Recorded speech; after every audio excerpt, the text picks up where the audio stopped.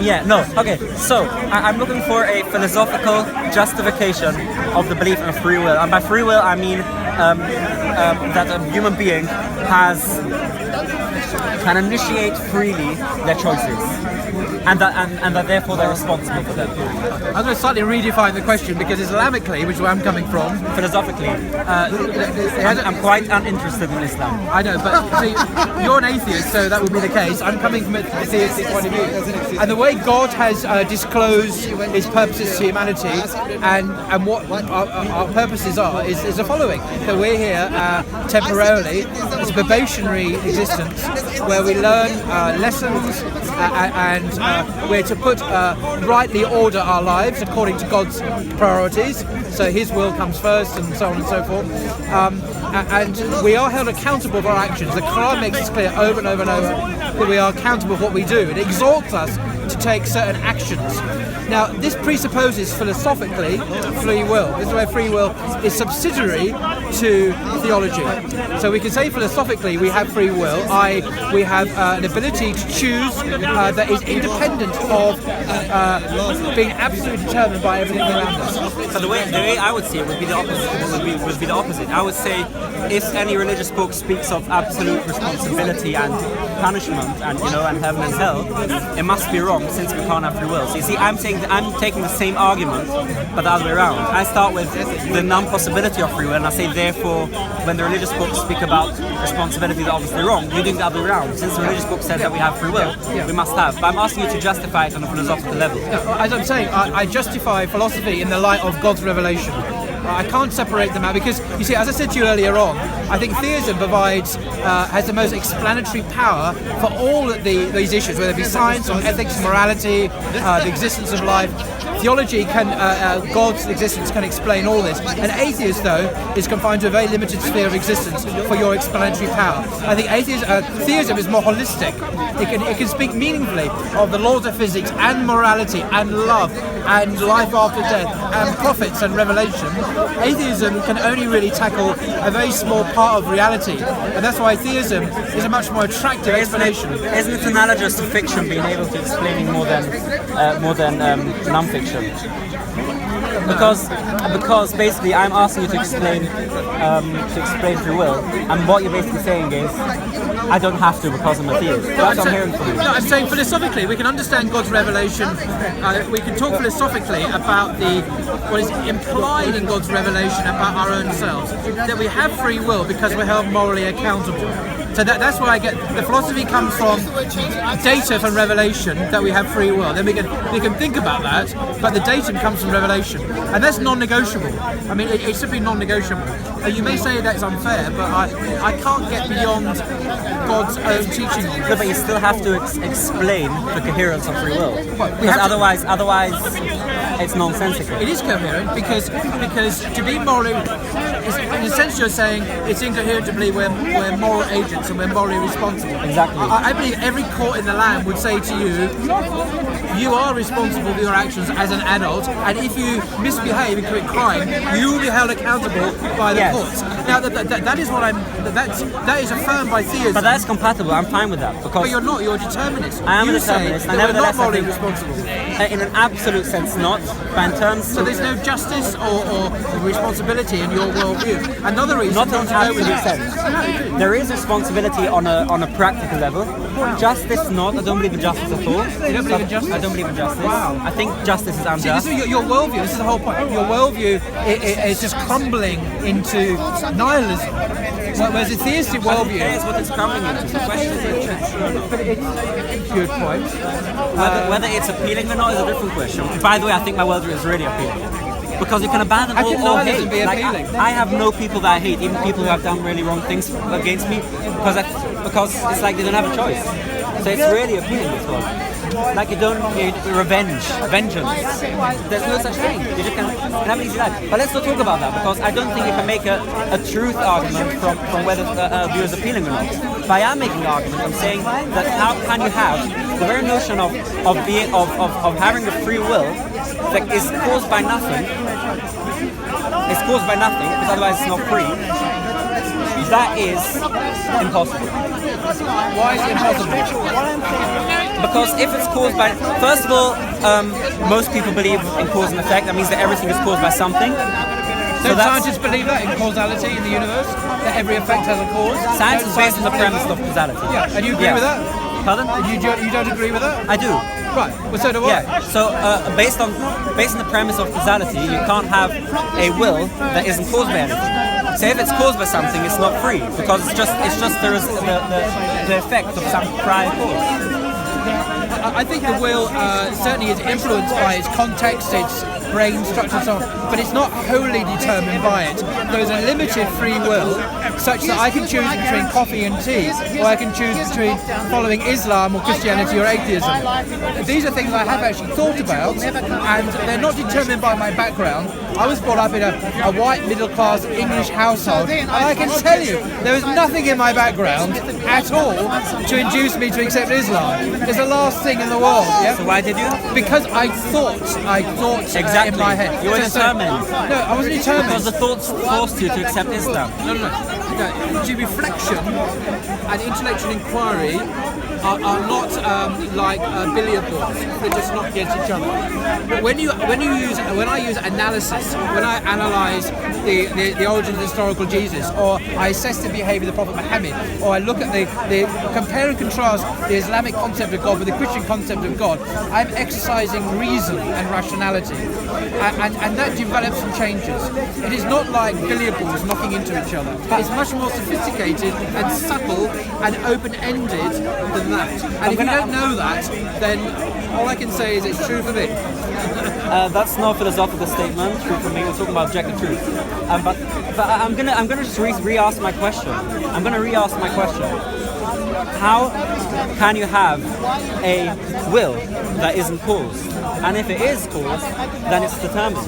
Because rationality, which is God-given, in a sense there's a Bukhari hadith, which for some reason most Muslims don't seem to know about, but it does say that man is made in the image and likeness of God. God possesses consciousness, freedom, will, and so on. A creator. We have some of those on an infinitely smaller and diminished way. We have some of those characteristics in our own lives. So we have the ability to create within our own little realm. We have the ability to choose and will things, only very analogously with the creator, because we're made in some sense in his image and likeness. I would anchor that into the nature and concept of God, our own ability to have will. But what you're not realising is that just by saying that it comes from God does not mean that you've explained it. You still owe me an explanation of how one can actually will something which doesn't have a cause. And just saying that comes from God is not a good explanation. Because we have empirically, it's clear empirically that we do have that freedom. I can choose whether or not to have tea or coffee purely as an act of whim. I don't need to. It's not a billiard ball kind of causality. Binary thing. So let's narrow it down. When I'm going to ask you after you've chosen the coffee rather than the tea, I'm going to ask you why have you chosen the coffee rather than the tea. What are you going to answer? A matter of whim. There's no particular reason. It's just I fancy coffee rather than tea that day. There's no particular reason whatsoever, right? But yes, it's not caused. So if you'd repeat that action, if you'd repeat the exact same scenario, next time you might choose tea. So let me ask you this angle: can you be held responsible for a choice that was an act, what you called an act of whim? I mean, it wasn't you making that choice. It was like totally random. It wasn't a moral choice. It wasn't a moral choice. It wasn't a moral apply choice. the coffee and tea is only an analogy. You have to remember. Apply the coffee and tea scenario. That wasn't an analogy. It was an actual example. So let's choose a moral. Let's choose a moral example. It's a non-moral choice. So let's choose a moral example. Okay. You're outside the back. Let me choose it. Me embracing Islam 10 years ago. That was a moral choice. In that my moral. I don't want to use that because I want to use that. I want to pinpoint a moment of choice, and that happened over a long period of time. I said my shahada. No, the shahada, the time when a person becomes a Muslim, it happens at a particular time when you publicly declare you believe God. So there was a moment, right? Yes. That moment. And then I then voluntarily took on my shoulders a whole set of rules. I didn't say I followed them perfectly or anything like that, but nevertheless, I sent it to them and aspired to live according to them to the best of my limited ability. Right. So that's an act of free will. So let's go to that moment, right? Yes. I can't really picture it exactly because I don't know exactly what I've got to do, but let's call it moment X, right? Just to make it more posh, okay? And you had two choices, choice A and choice B. Choice A was to become Muslim. Yes. Choice B was not to become Muslim. To stay Christian. To stay Christian, right? At that point, at point X, right? You're gonna say, and you chose A, yeah? And You chose X. You chose A. At point X, you chose A, okay? Okay. That's A and B. B is remain Christian. A is become Muslim. Okay. Okay. At point X, you chose A. Okay. Now, But point T, I chose this point T, Let's exactly. make it But easier. T is usually on the X-axis, so T you can call it X. Islam. Is Emma here, by the way? You see that? No, okay. So I got a book for him. Okay, don't worry. At point T, you chose A. That means to become Muslim rather than B to remain Christian. Yes. Now, if I'm going to ask you, Paul, why did you choose A rather than B at point T? Yes. What are you going to answer me? A process of sustained, open reflection and analysis over a period of time. Fantastic. That's exactly what I'm looking for. We have a cause Good. here. We have a cause. You chose to become Islam, to become Muslim, because there was a cause. This was an effect of the cause of reflection. I see what you're doing here. It's like billiard balls, cause and effect. It's absolutely like billiard balls. But it's not. Explain it to me. Because the causal process that you're trying to reduce to kind of mathematical formula, Absolutely. T, A and B. But what you're doing is you're actually getting away from the reality of what happened, which was an open-ended process of inquiry that from the beginning wasn't in any way determined at a human level that I would accept Islam. On a human level, I agree. Because it was open, let me say, it's open-ended. So one of the questions I asked, did Jesus think he was Yahweh? I actually asked an open-ended question. I didn't know the answer at first, so I looked at the historical evidence to discover an answer that made sense to me. And people answer that question differently, by the way. I came to the conclusion that he did not think that he himself was Yahweh. So that was a fatal argument against... By the way, I would agree on that too. So we have two things that we Exactly, agree we don't believe in God anyway, so it could be Yahweh, could it? on. Yeah, but I don't think Jesus thought he was Yahweh. Right, you want to deluded, Yeah. yeah. That's good. I think he's an atheist Jew, so it's a bit complicated. Jew, atheist. This was a Christian atheist as well. There was one down here, wasn't there? Yeah. And there was a theist atheist, wasn't there? Okay. No, just made that up. And that married bachelor guy, remember you saw him like that married bachelor? And that architect who drew a square circle of a building on a... Anyway, go on. God, what was I saying? You were explaining how your choice to become Islam was not determined by anything. So the open-ended intellectual inquiry about a fact of Jesus' God, can you make me warm, please? I'm cold. Oh, you don't atheist praying exist. to God. You don't exist. It's fine. He does. I'll Trust me. forgive you. You don't exist. Trust I me, can he go on. exists. One day you'll become a believer. I have no doubt about that. So the outcome to me wasn't determined. I didn't secretly desire X or any outcome. I actually wanted to know. So that answer came to me, if you like, from outside. And that was a process, a result of the process of intellectual inquiry, looking at history, weighing up the evidences, thinking about a concept of God, etc., etc. That's not billiard ball cause Right, and effect. okay. That is a judgment that I exercise. So I'm going to ask the exact question again, right? And we're going to see if the question has been answered. At point T in time, why have you chosen A to become Muslim rather than B to remain Christian? Because I believe that, well, several reasons. One, because I believe that You don't have to give me the exact reason. You can call it P, reason P. But I want, you know what I mean? I want in terms of, then there'd be a Q. is it the reason P? The reason is, having believed, as I always have, that Jesus was sent by God, and then having discovered Muhammad, which is a new thing Fine, here. I'm going to cut you off there. It's enough. It's enough. And then I believe they both were sent It's by enough. God, therefore Islam. It's enough. This is reason P, okay? To make it You got algebraic. X, P, T, A, B, O. Yeah. What I'm saying is, you have a cause now that caused you to choose A rather than B. And if you think about it, you couldn't have chosen B because you had the reasons that you just gave me. You couldn't have chosen B because that wouldn't follow from the reason. The reason causes that your choice should be A. So you see that your choice to become Muslim is a direct result of your discovery or your beliefs or whatever you just said. So where's the point of choice? which you are a free agent to be morally held responsible. Because then, and I've noticed this with many other people I've spoken to, even when you're brought to the position when you can acknowledge the truth, say that Muhammad is sent by God, it doesn't mean that you become a Muslim. It really doesn't. Good point. So there's still an extra decision, which is an act of the will. Like, I choose to believe sincerely that on the Shahada.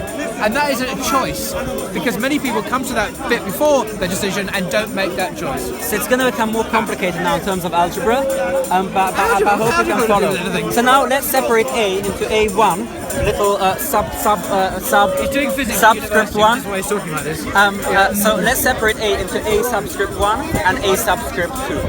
Can you picture it? A little 1, A little 2? Profoundly unhelpful, but yeah, I can picture it. It's unhelpful. For me, it makes it very helpful. Maybe A1 is actually following your conviction and saying the words, become a Muslim. A2 is bailing out, and as you said, you can make a choice to not follow through it. Yeah. Why did you choose A1 rather than A2? Now that is a good question. Why did I? Because I've always wanted to embrace It's enough. the It's truth. enough. I've got enough. You have said reason Q. You've told me a reason why you've done A1 rather than A2. And what was the reason? And that was the cause. I don't care what the reason is, but you said there was a reason. You said there wasn't the cause. Let's say it again slowly. You said there must be a reason why you This is fun. I'm chose. gonna go along with this. You said there must be a reason why you chose A1, which is to embrace Islam, rather than A2, which is to just get on with life. And you started saying a reason which I honestly don't care about. I'm sorry. But you said there is a reason. Then why did you ask? Because I wanted you to say the words the reason was. That was enough. Because you admitted that there is a reason. Yes. And now that there is a reason, that reason is the cause of your choice. You mean cause? The cause. Just like in billiard balls. Yeah, but it's the cause of the choice. But it's not determinism. Why not? Because it isn't. And I'm going to say you couldn't have chosen differently because the reason that you were about to say, which I have no idea what it is, but because of that reason, you couldn't have chosen A2 because that reason caused you to choose A1. What you're doing is you're strapping on or imposing a superstructure of mathematical jargon with deterministic logic, which is not actually faithfully reflecting the human processes that went on of choice, of fitful discovery, of consideration and reflection. None of that finds any embodiment in your theory, and therefore it's not a good theory. Well, you're looking at it. At the macro level, at the human level. Let's call it the human level. Well, forgive me if I'm looking at my own human decisions on a human level. But we can't, in philosophy, we can't do that because we have to understand the deep processes of what's going on. And imagine I'm a psychologist. You haven't studied philosophy at university. So? I have. Let me tell you about philosophy. Because you don't understand philosophy. Who cares? Let me tell you about philosophy. Are you aware of the difference between analytical philosophy and continental philosophy? Yes. Right. I'm talking as much more continental philosophy of France. I know continental philosophy is. Yes, but it's not the kind of anally retentive. But you can't. Continental philosophy analytical doesn't. philosophy that you're saying philosophy says. Your anally retentive philosophy may say that. Thank you for saying that you study continental philosophy because that makes it so much easier for me. Because continental philosophy cannot talk say about any objective truths about the world.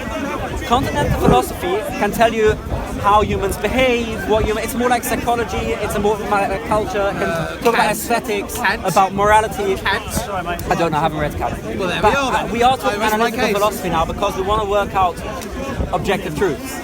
I'm not an analytical philosopher. Okay, let's take I away refuse to be bound by those rules, by which I absolutely do not recognise. I have my own rules. Do you believe in the rules of logic? Do you believe there is absolute logic? And I can make some statements which are absolutely true, and they're either absolutely true or absolutely I false. remember a very painful year when I did study philosophical logic, and it was the most unpleasant experience I've ever had. I can tell. Yeah. I can tell. I was like for 99%, and that's why when we're not understanding each other. 99% of us didn't like it because it's all sorts of reasons I'm into. But the point is this: I know why you didn't like it, because it's hard truth. you're imposing an intellectual construct and insisting this is the only true construct. I'm saying that analytical philosophy is just one subsection of a much broader discipline which contains many other ways of doing philosophy. In other words, the continental philosophy, for example, or ancient Greek philosophy. I strongly disagree. Right? What the facts of what I've just said is not true. The implication in terms of our discussion, because I don't need to accept your parameters. If I have you, my own parameters. okay, so maybe we should discuss logic before we, because otherwise it's a waste of time. Because I'm going to It's be. not logic. It's a question of. Do you believe there are absolute truths like 1 + 1 is 2. Okay. To use philosophical jargon, I believe that there are analytical truths, which are basically tautologies, really, or mathematical truths. I agree with Kant that they're synthetic a priori truths, and I agree that there are a posteriori truths as well. Okay, I don't agree that they're synthetic a priori truths. Well, read the Critic of Pure Reason, and you'll find out what I mean. I'm underread on that subject.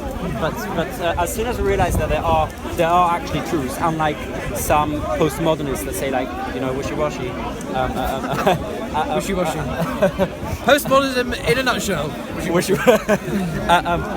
Unlike what they say, I think both of us believe that there are absolute truth statements, and we need to. And when we deal with questions, what we need to analyze is do they fit the rules of logic, and do they make sense? And we can't bail out by saying I don't want to accept these what you called constraints, because we are bound by the rules of logic, and anything that goes out of the rules of logic, we have to abandon. For example, if I'm going to make an elaborate argument to show that there can be a square triangle, right? I can't say, okay, look, I'm just going to discard the constraints of analytical philosophy. I'm going to have to say analytical philosophy tells me that a square triangle is an oxymoron, and therefore it can't exist, whether I want to accept constraints or not. And what I'm saying about free will is that free will cannot exist, yes, by the constraints of philosophy. And you can't say I don't accept these constraints because these constraints objectively exist. Very few philosophers would agree with you. Very, very few philosophers would agree with you. The vast majority of philosophers the last 2,000 years did believe in free will. Yes. So, I mean, when you say philosophy says, I mean, one or two philosophers today may agree with you. No, I'm saying if. I'm not saying philosophy does. I'm saying if philosophy shows you that. See, let me be honest here. I'm starting with a different place to me. I believe that absolute reality is not logic, but reality within R, who the Quran calls Allah. He is the absolute reality here. That's where I'm coming from. These discussions are like angels dancing on a pin compared to the reality, which is God himself. And the question is, God is the supreme consciousness. We also have consciousness. He has will. We have will on a much diminished scale. We have free will because he has given us a limited free will. Because we have moral responsibility on the day of judgment, as God has told us, we will be held accountable for our actions. Now, you may protest that this is not philosophy, but this is reality. Actually, anti-philosophy. No, it's not anti-philosophy. I think it's because many great philosophers have believed precisely that as well. Thomas Aquinas, an enormously great philosopher, believed this himself. So there are many great philosophers who believe this as well. Descartes believed this. The so-called father, who was a Catholic, he believed this. Kant believed this. Kant said that one of the reasons why God exists, and why he must exist, if you like, in his Critic of Practical Reason, is because you cannot have justice and morality without existence of God. But who says that justice and morality exists? Well, he did. If you read his groundwork of the Critic of Morals, which is an excellent book. So some of the greatest philosophers of mankind have argued the same, or believe the same. So I don't like you using philosophy against that, because the great philosophers, some of them did believe that. I'm not using philosophy against the idea of free will. I'm using philosophy against the idea of saying, being upset with constraints that logic poses. Because if logic poses constraints, we can't bail out. We have to accept these constraints and rethink. No problem with logic. So going back my problem is that my epistemology and my metaphysics are not based on logic. They're based on the ultimate reality, but which is God. If I show you how... God has told us we have free will. If I show you that free will is not a coherent statement at all, because I can show you that there is no point at which you can admit that your will wasn't caused by anything else. If I manage to show you that, which I was trying to do, then you can't say that you still believe in free will. Okay. I think the problem here is that we need to look at this idea of caused, because you have a hard determinist notion of that, and I accept the word caused, but I have a much softer, weaker understanding of it. And that's the difference. You use the word cause in a very strong way to imply absolute determinism. Yes. And I use the same word but in a very different form. Okay. So when I decided to become Muslim, before that I looked into all these reasons. The reasons didn't cause me in a strong determinist sense to become Muslim, but in a weaker sense they contributed to the overall decision, which I then freely made to do X or A, whatever it was, A1. Right. So that's why I invoked A1 and A2. Yeah. And if you're going to say, and I asked you then why did you choose, if you still had the room to choose between A1 and A2, why did you choose A1 and not A2? The evidence. The evidence. So we have now a reason why you chose A1, not A2. We're going So around why in can't circles, I going around in say? circles. No, we're not going. We're getting somewhere. We're narrowing it down. So why can't I say? No, you look like Hamlet. You're covered up. Sorry. Why can't I say that the evidence is the cause of A1? Because you're using the word cause in a very strongly deterministic way, which I reject. Let me rephrase the question. After seeing the evidence, then you still have a choice not to choose A1 Absolutely. but A2. Because, as I said earlier on, many people do not take that step, even when they've got evidence. we've And the gone past Quran has that. a word for that. It's called the kuffar. Those who cover over the truth, they know the truth, but they do not accept it. So I'm going to ask the the Quran question. has a definition. I'm just going to ask the question again then. Why did you choose A1 and not A2? If after seeing the evidence there was still a room to choose A2, why did you choose A1? And now you can't answer evidence, I have already answered this question. which was evidence. No, actually it wasn't evidence. It was to do with, you cut me off. You see, I actually was going to say, do you remember? I'm not interested in that, you said. Yeah, And that's why you don't yeah. remember it. You didn't listen.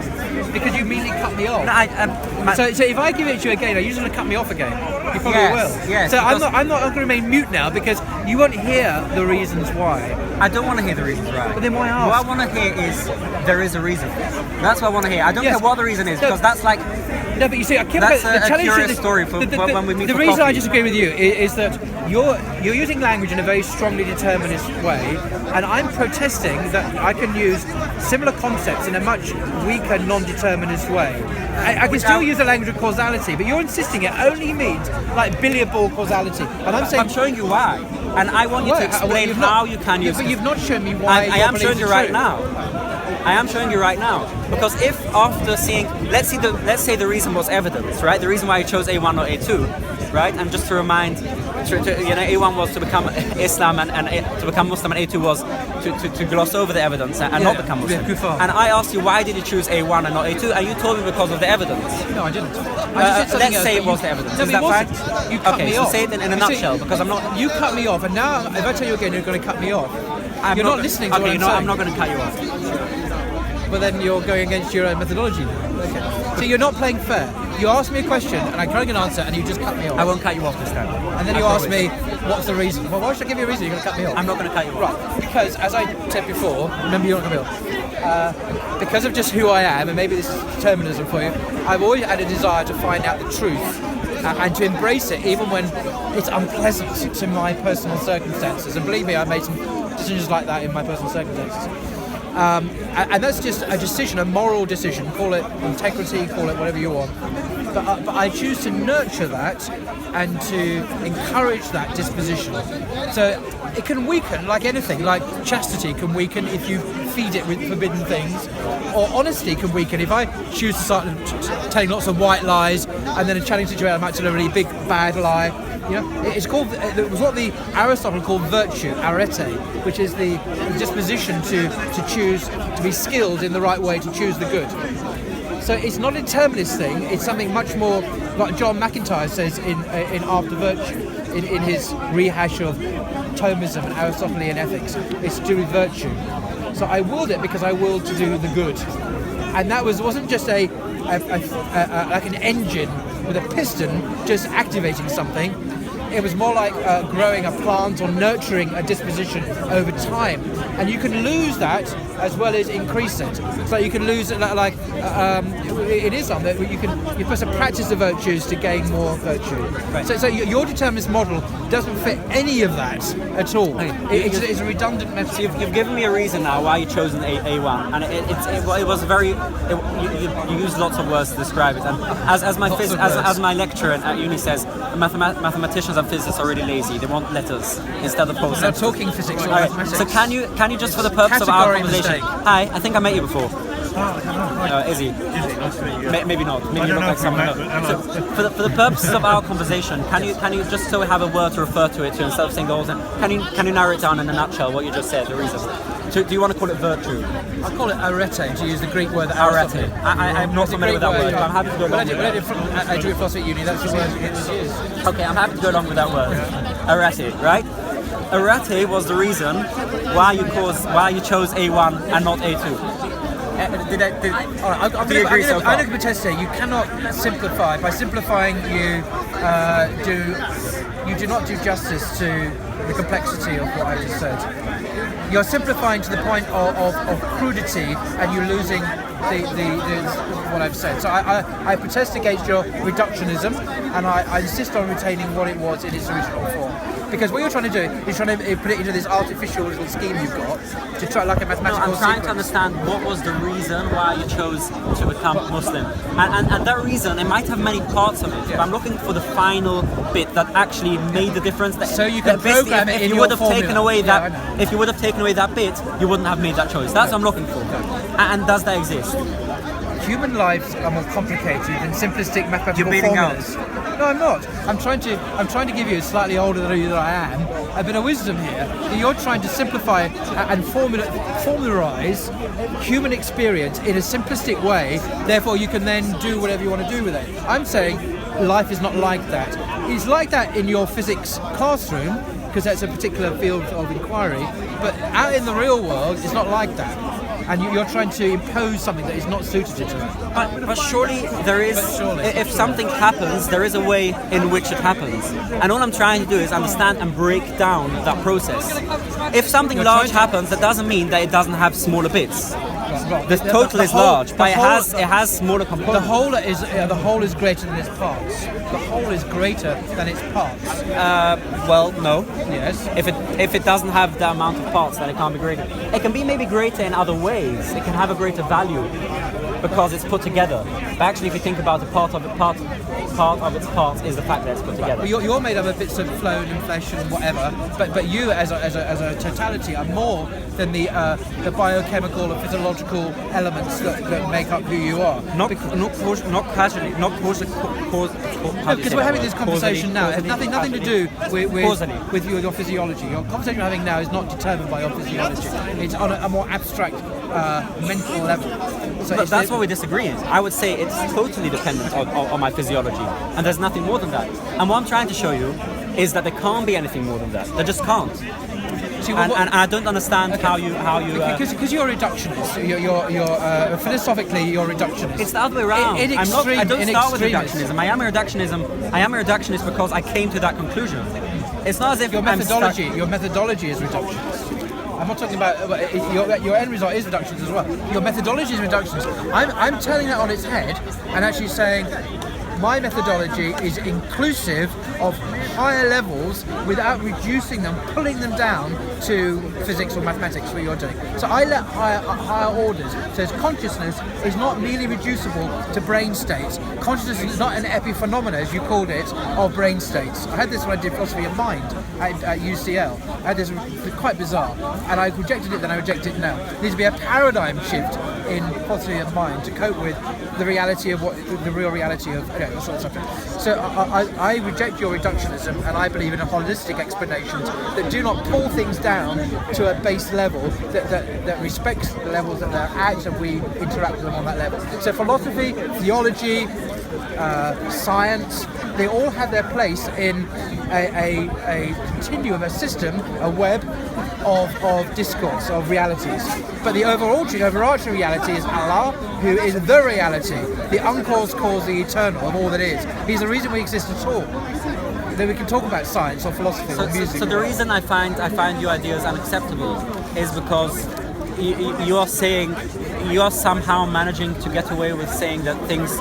Is Anwar here? Anwar's not here, no, Is Anwar here? No, it's supposed to come. No, because I got a book for him. Never mind. Okay. You want to pass it to me? I'll give it to you, inshallah. Yeah, serious? I'm sorry, mate. He did ask for this, so...